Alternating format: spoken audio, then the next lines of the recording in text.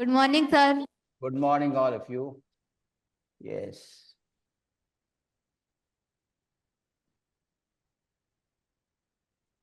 किसी भी ट्रायंगल में हम लोग डिफाइन कर चुके हैं क्या? ट्रिग्नोमेट्रिक रेशियोज, ठीक है। त्रिकोणमिति अनुपातों को डिफाइन कर चुके, जो भुजाओं की लंबाई को लेकर हैं। अनुपात आया ट्रिग्नोमेट्रिक रेशियोज। कैसा? राइट ट्रायंगल बनाया, कोई भी ट्रायंगल डील कर सकते हैं। अब 5 मिनट पहले रुक जाते हैं।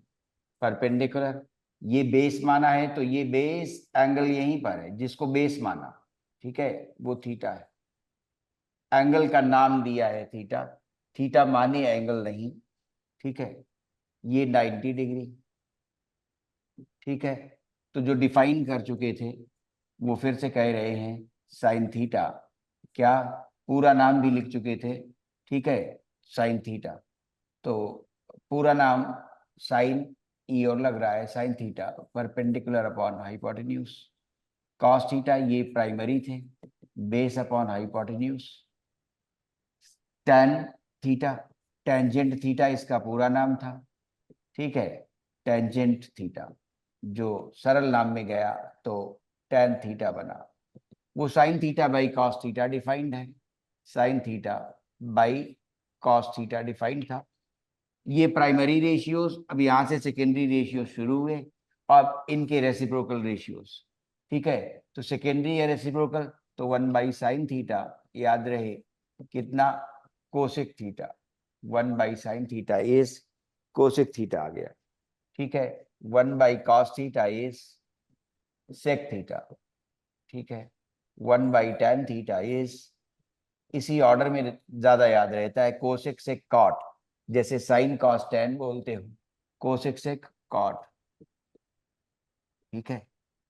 फिर आइडेंटिटीज निकाली थी। आइडेंटिटीज में 3 आइडेंटिटीज निकाली थी और आइडेंटिटीज और इक्वेशन का भेद भी बताया था। आइडेंटिटीज में पहली निकाली थी कि साइन स्क्वायर थीटा, थीटा का मान कुछ भी हो, ठीक है, sign square theta cos square theta ये 1 के बराबर होगा, इक्वल टू 1। ठीक है। फिर दूसरे में कॉस स्क्वायर थीटा से डिवाइड किया था तो वो बनी थी 1 + tan² थीटा, और वो बनी थी सेक स्क्वायर थीटा। फिर तीसरी बनी थी साइन स्क्वायर थीटा से डिवाइड करने पर 1 + cot² theta is equal to cosec square theta, ये बना था कोसेक स्क्वायर थीटा, ठीक है। इतना काम हुआ था, ठीक है। इसकी व्याख्या हुई थी जो पूरे पीरियड में चली थी। अब आगे बढ़ते हैं कि वैल्यूज निकाल लें। 0 डिग्री, 30 डिग्री, 45 डिग्री, ठीक है, 60 डिग्री, 90 डिग्री, है ना। तो स्टैंडर्ड, ठीक है। वैल्यूज अब डाल रहे हैं, वैल्यूज ऑफ ट्रिग्नोमेट्रिक रेशियोज, ठीक है। ट्रिग्नोमेट्रिक रेशियोज,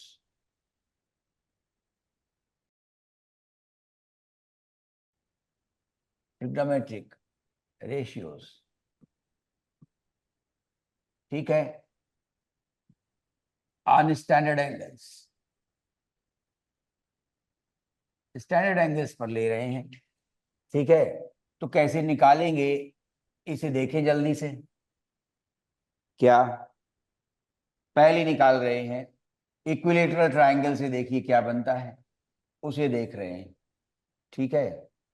और आइए, इक्विलेटरल ट्रायंगल है समबाहु त्रिभुज ABC। तो क्या बनेगा? सारी साइड्स माना कि A है। अब उससे मध्य का, ठीक है, मीडियन ड्रॉ कर दे रहे हैं या परपेंडिकुलर ड्रॉ कर दे रहे हैं, ठीक है। परपेंडिकुलर ड्रॉ करेंगे तो भी वो मीडियन भी होगी। इक्विलेटरल ट्रायंगल है, समबाहु त्रिभुज है, तीनों को यही सर्व करती है, परपेंडिकुलर बाइसेक्टर, एंगल बाइसेक्टर, ठीक है, मीडियन, ठीक है, एल्टीट्यूड, सब चारों को। जब ये वापस यहाँ आएगी डी बिंदु पर तो ये AD इसको विभाजित कर देगा दो भागों में बराबर, तो ये a/2, ठीक है, a/2। यहां से आने वाला परपेंडिकुलर ट्रायंगल इक्विलेटरल है, दोनों ही ये और ये ट्रायंगल कॉन्ग्रुएंट हो जाते हैं, ठीक है। कॉन्ग्रुएंट होने के कारण ये वाला भाग और ये वाला भाग बराबर हो जाता है, ठीक है। B D is equal to D C, ठीक है। क्यों? ट्रायंगल कॉन्ग्रुएंट थे, ठीक है। ए बी डी और ए सी डी कॉन्ग्रुएंट हो गए हैं, इसलिए ऐसा हुआ कि ये आधी हो गई, क्योंकि बी डी बराबर डी सी होगा जब कॉन्ग्रुएंट हो चुके तब। अब हमने एडी को निकालना चाहा तो पता क्या चलेगा? पाइथागोरस थ्योरम लगाई, एडी स्क्वेयर, ठीक है, plus B D square is equal to A B square. Pythagoras theorem, A D निकालना है, ठीक है। बी डी a/2 है, तो a/2 तो a²/4। अभी सरलता बढ़ेगी, 10 मिनट लगेगा। a²/4, फिर उसके बाद ए बी क्या है? ए, तो a² आ गया।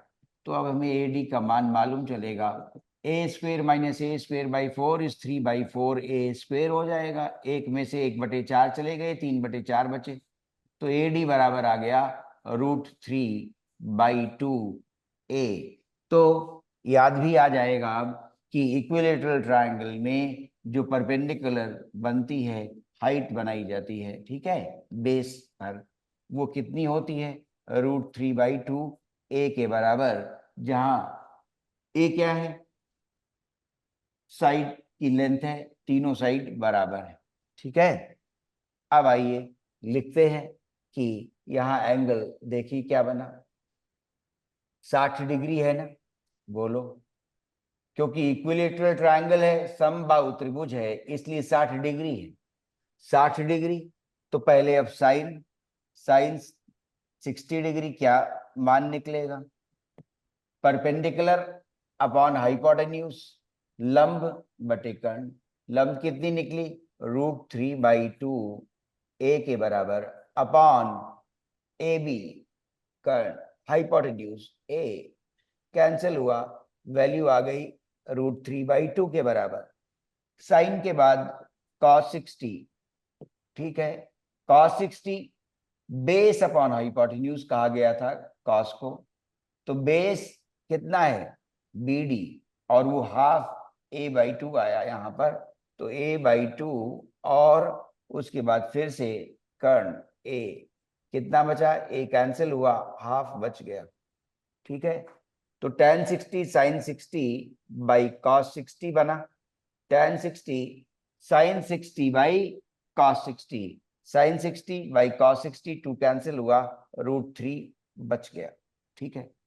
अब यहीं पर 30 डिग्री भी निकाल लें, क्योंकि 30 डिग्री इधर बनेगा, 90 डिग्री ये बन चुका, 60 डिग्री यहाँ समबाहु त्रिभुज होने के कारण है, तो यहाँ जो बनेगा, ठीक है, वो अब 30 डिग्री रह जाएगा। अगर यहाँ पर हम बेस एंगल कंसिडर कर लेंगे तो फिर ये लंब बन जाएगी। अगर इसे बेस कंसिडर करेंगे, आधार अगर इसे मान लेंगे, तो परपेंडिकुलर इधर चली जाएगी। तो इसको भी देखा जाए जरा कि इसका क्या मतलब निकल रहा है। देखिए, अगर हम ऐसा कर देते हैं क्या कि बेस एंगल ये थीटा वाला बेस एंगल यहां कन्वर्ट कर दें दूसरी तरफ, ये 90 डिग्री, तो आपने देखा कि साइन थीटा जो बना है वो परपेंडिकुलर बेस हाइपोटेन्यूज, तो क्या लिखा? Perpendicular by hypotenuse.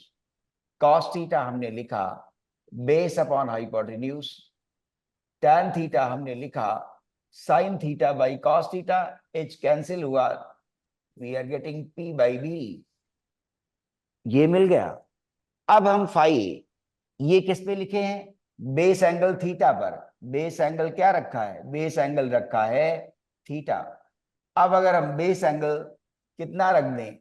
फाई रख दें बेस एंगल, तो क्या परिवर्तन होगा? बेस एंगल पाई रख रहे हैं, तो ये बेस हो गया, तो परपेंडिकुलर बेस में बदल गई, और फिर ये परपेंडिकुलर हो गया, तो बेस परपेंडिकुलर में बदल गई, ठीक है। परपेंडिकुलर बेस में बदली और बेस परपेंडिकुलर में। तो क्या देखा हमने, while changing the base angle, while changing the base angle, P changes into B and B changes into P। ये आल्टर हो जा रहा है ना। अगर हम बेस एंगल बदल दे रहे हैं तो P और B अपना स्थान बदल ले रहे हैं। इसके कारण क्या हुआ, देखिए जरा। साइन फाई अगर अब लिखना चाहते हैं तो साइन फाई अगर लिखना चाहेंगे तो परपेंडिकुलर तो ये हो गई ना, तो फिर से बी बाई एच लिखा, क्योंकि परपेंडिकुलर अब ये सर्व कर रही है। अब बी बाई एच क्या था, कॉस थीटा था। तो पता क्या चला, हम साइन फाई को लिख सकेंगे कॉस थीटा। अब फाई देखें क्या हुआ, ये 90 डिग्री, तो थीटा और फाई मिलकर क्या बनाएंगे, थीटा और फाई मिलकर भी 90 ही तो बनाएंगे, क्योंकि 90 और 90 180 हो गया।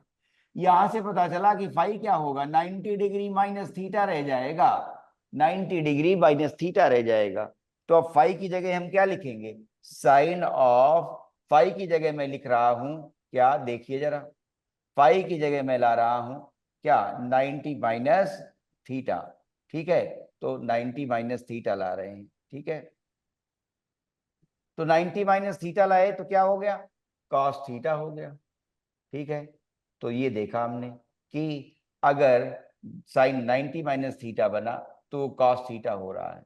तो अगर हम थीटा 60 ले चुके हैं, थीटा 60 ले चुके, देख चुके कि साइन 60 रूट 3/2 आया है, तो अब थीटा बराबर इसी फॉर्मूले में लिखते हैं, कितना, 60 लिख देते हैं। तो क्या देखेंगे कि 60 अगर हमने लिख दिया तो हमें वैल्यू प्राप्त होगी 90 माइनस 60 इज साइन 30, साइन 30 आ गया। साइन 30 की वैल्यू कितनी आ गई, कॉस 60 के बराबर। कॉस, क्योंकि थीटा की जगह हमने क्या लिखा है, 60 डिग्री लिखा है, कॉस 60 की वैल्यू हाफ है। तो देखो ये अंतर आया, तुरंत पता चल गई 30 पर। ठीक है, कॉस 30 जानना चाहते हैं तो माने फॉर्मूले में हमने फिर से 60 लिखा, थीटा की जगह 90 में से 60 चले गए, 30 बचा, तो कॉस 30 कितना बचा, फिर से, ठीक है, 90 में से, ठीक है, अब हम निकालना चाहते हैं कॉस 30। ठीक है, तो कॉस 30 देखें कितना है, 60 लिखा ना, तो वो चेंज क्यों आ रहा है, ये देखें कि साइन 90 माइनस, तो साइन 30 कंसिडर किया गया, ये आया हाफ, और कॉस 60 30 बन गया। ठीक है, यहां से ये देखें जरा, साइन 30 हाफ। अब हम कॉस 30 जानना चाहते हैं, कॉस 30 जानना चाहते हैं, वैल्यू कैसे पता चलेगी, ठीक है, थीटा 30 रख दें तो यहाँ पर साइन 60 के बराबर आ जाएगा, थीटा 30 रख दिया, थीटा 30 रख दिया तो क्या हुआ, साइन आया, और 30 साइन 60 के बराबर, साइन 60 की वैल्यू कितनी है, √3/2 के बराबर, तो कॉस 30 का मान √3/2 हो गया। ऐसे ही tan 30 भी चाहिए, तो tan 30 चाहिए, तो अब tan कैसे आया, साइन 30 बाई कॉस 30, तो 1/√3 बच गया। दो वैल्यूज तैयार हो गई, कौन सी, एक 30 डिग्री पर, एक 60 डिग्री पर। ठीक है, एक 45 डिग्री पर तैयार करेंगे। तो ध्यान रहे, साइन कॉस tan हमने लिखे, और पहला एक लिया 30 डिग्री, 30 डिग्री पर साइन की वैल्यू हाफ आई, कॉस की वैल्यू √3/2 आई है, और tan की वैल्यू 1/√3 आई है। 60 डिग्री पर हमने वैल्यूज देखी जो निकाली थी, क्या, साइन 60 आया है, √3/2, इंटरचेंज हो रहा है ना, कॉम्प्लीमेंट्री एंगल्स हैं, तो कॉम्प्लीमेंट्री एंगल्स पर साइन और कॉस अपनी वैल्यू बदल ले रहे हैं। क्यों, परपेंडिकुलर और बेस आपस में इंटरचेंज हो जा रहे हैं। ठीक है, बेस एंगल बदलने से √3/2, कॉस 60 निकला है हाफ, तो हाफ वैल्यू याद रहेगी। tan 60 निकला है √3, 30 और 60 पर वैल्यू निकल गई, डिराइव हो गई। ठीक है, तो आपने इसके दर्शन कर लिए। अब 45 डिग्री पर देखते हैं। ठीक है, क्लियर, ये देख लिया, आगे बढ़े, 45 डिग्री की वैल्यू निकालें, बोलो जल्दी, 0 और 90 वहां रहकर फिर सवाल शुरू हो जाएंगे ट्रिग्नोमेट्री के पहले पार्ट की। हो गया सर। हो गया, 45 डिग्री। अब राइट ट्रायंगल ले रहे हैं और उसमें ये दोनों साइड्स बराबर लिख रहे हैं, देखो जरा, ए और ए दो साइड बराबर, तो पहले हाइपोटेन्यूज निकाल लें, ठीक है, क्लियर। तो ये परपेंडिकुलर कंसिडर की है और ये बेस कंसिडर की है, ठीक है, बेस। तो ये हाइपोटेन्यूज, हाइपोटेन्यूज निकालनी है, कितनी आएगी आपको याद होगी स्क्वायर से, कि वो √2a के बराबर होती है, ये वाली डायगोनल, ठीक है। तो अब स्क्वायर में ये आपको ध्यान था, फिर से देख लीजिए Pythagoras theorem, H square is a square plus A square that is 2a square, फिर एच इज कितना आ गया, √2a के बराबर आ गया, ठीक है। तो h is equal to √2a, clear. तो आ गई बात यहां से कि ये √2a के बराबर है। हमने राइट एंगल ट्रायंगल लिया था, वो भी आइसोसेलेस, जिसमें दो भुजाएं बराबर हैं।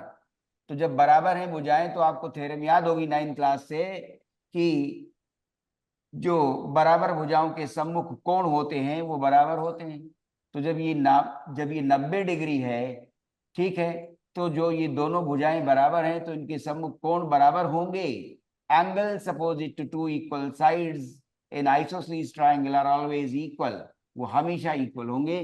तो ये 45 बचा और ये भी 45 बचा, ठीक है, क्योंकि दोनों बराबर हैं। तो 90 बचा था, 90 हो चुका, 90 बचा था, दोनों बराबर हैं, 45 हो गया। अब लिखिए साइन, साइन 45 की value perpendicular upon hypotenuse, perpendicular कितनी है, ए यूनिट के बराबर, और हाइपोटेन्यूज कितनी है, √2a के बराबर, ए चला गया, 1/√2 बच गया। ऐसे ही cos 45, cos 45 में आया कितना, base upon hypotenuse, again here base is a, again ठीक है, बेस भी ए ही है, बराबर साइड थी। फिर से हाइपोटेन्यूज √2a के बराबर हुई और ये फिर से आ गया 1/√2। अब उसके बाद tan 45, ठीक है, तो tan 45 आ गया कितना, sin theta by cos theta होता है, 1/√2 अपॉन 1/√2 1 हो गया, ठीक है। 1/√2 और 1/√2 दोनों बराबर हैं, तो numerator upon denominator that will give you 1, ठीक है, ये आ गया, क्लियर हुआ।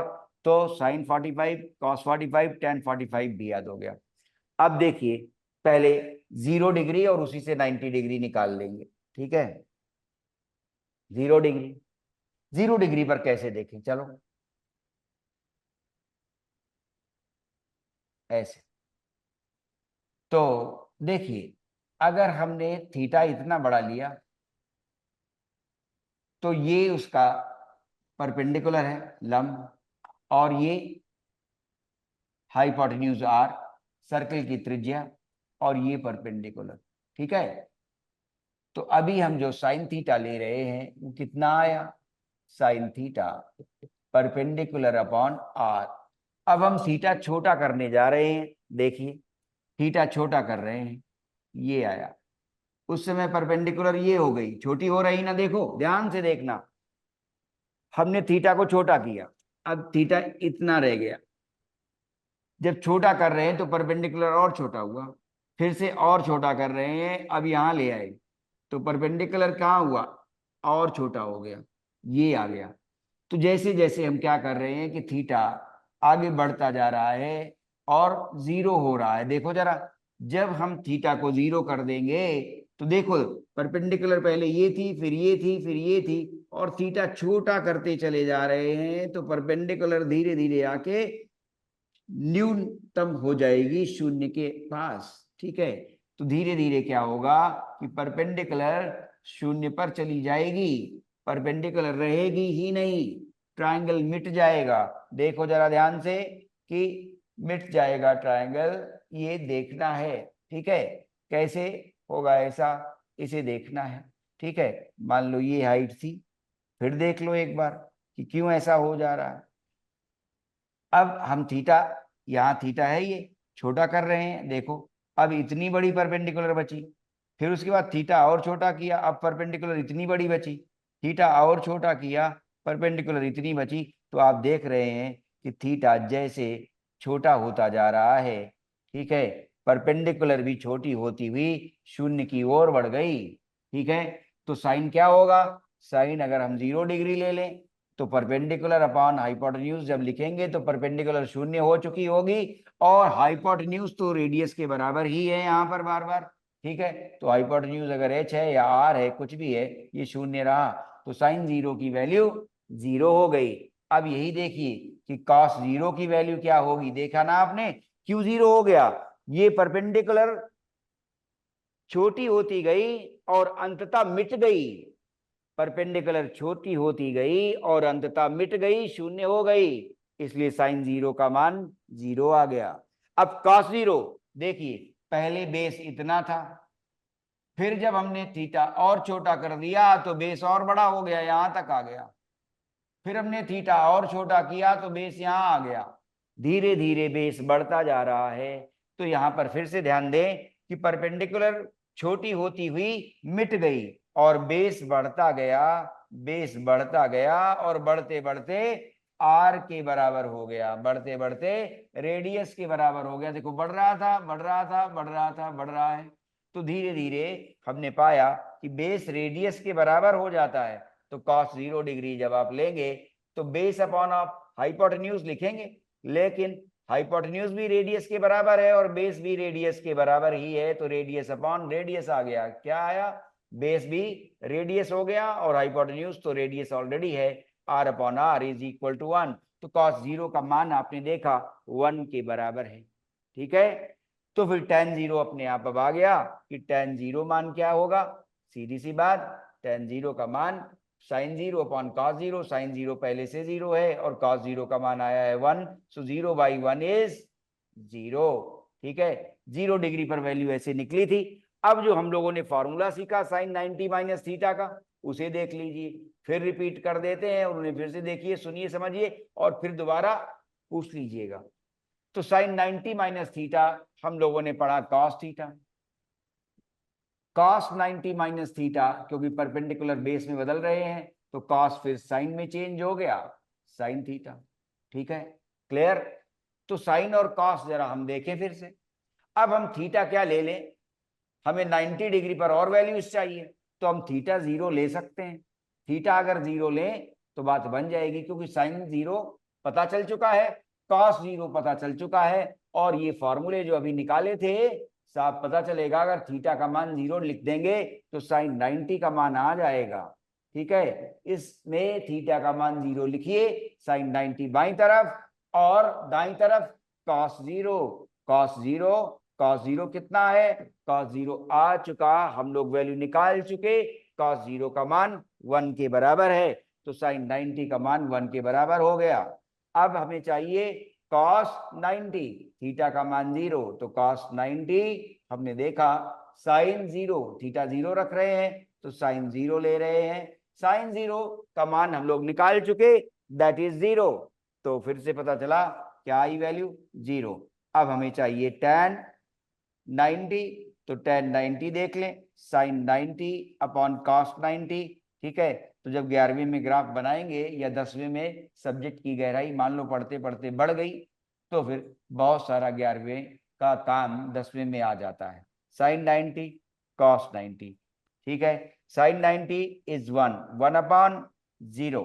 ठीक है, 1 अपॉन 0 तो परिभाषित नहीं कर सकते, अनडिफाइंड। ठीक है, ठीक है, ये डिफाइंड नहीं है, लेकिन जब ग्राफ बनाएंगे tan का तब ये दिखाएंगे कि हम ये मान लिया करते हैं कि ये इन्फिनिटी की ओर जा रहा है, लेकिन इन्फिनिटी भी यूनिक नहीं है, बाईं तरफ से धनात्मक इन्फिनिटी और बाईं तरफ से ऋणात्मक इन्फिनिटी की ओर जाता है, इसलिए ये भी नहीं कह सकते कि साइन ये tan 90 इन्फिनिटी है, ये भी कह नहीं सकते।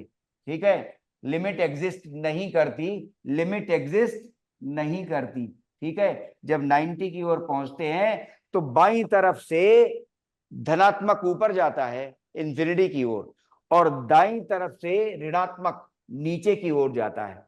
ठीक है, तो पता चला कि जब 11वां देखेंगे तो tan का ग्राफ जब आएगा तो ऐसे आएगा कि 0 से चला और ये π/2 माने 90। ठीक है, और उसके बाद यहाँ पाई 0 डिग्री और ये ऐसे चला, तो इसका मतलब हुआ कि 90 पर वैल्यू डिफाइंड नहीं है। क्यों, tan 90 पर बाईं तरफ से आता है ग्राफ तो प्लस इन्फिनिटी की ओर जा रहा है और दाईं तरफ से आता है तो माइनस इन्फिनिटी की ओर जा रहा है। इसलिए कई पुस्तकें पुरानी या नई अगर कहीं यहाँ इन्फिनिटी लिखती हैं वो ऑर्डर में नहीं है। ठीक है, क्यों? आप देख सके value is not definite, definite value नहीं है, इसलिए इंफिनिटी भी नहीं लिखा जा सकता। बाईं ओर से प्लस इंफिनिटी, दाईं ओर से माइनस इंफिनिटी, इसलिए इंफिनिटी नहीं लिखा जा सकता। The value is undefined because here in this situation at this stage you know that division by zero is not defined, division by zero is not defined। तो अभी अगर हम ग्राफ ना रेफर करें, 11वां ना रेफर करें, तो हम अभी केवल इतना ही मान सकते हैं, शून्य से भाग नहीं दिया जा सकता, इसलिए tan 90 का मान परिभाषित नहीं है। एक नंबर के लिए 20 प्रश्न जो आते हैं उनके लिए ये इंपॉर्टेंट है कि क्या लिखा जाए tan 90 की वैल्यू को, तो उत्तर लिखना पड़ेगा अपरिभाषित। और कोई भी संख्या आपने लिख दी तो गलत हो जाएगा, या आपने मान लीजिए ज्ञान के क्षेत्र को ध्यान में रखते हुए आपने सोचा कि इंफिनिटी लिख देते हैं, तो इंफिनिटी नहीं लिखा जा सकता, इंफिनिटी गलत उत्तर रहेगा। उत्तर बनेगा tan 90 अपरिभाषित। मैंने आपको दिखाया है यहां पर कि अपरिभाषित है, फिक्स्ड डेफिनेट वैल्यू हमें 90 डिग्री पर tan के ग्राफ पे नहीं मिल रही है, इसलिए। ठीक है, सारी स्टैंडर्ड वैल्यूज याद हो गई। ठीक है, ध्यान रखिए। तो काम भी पूरा हो गया, यस शुभकामनाएं। सर। हरे कृष्णा, कल मिलिएगा, कल सवाल मैं ही लगवाऊंगा। Thank you sir. Hare Krishna, all glories.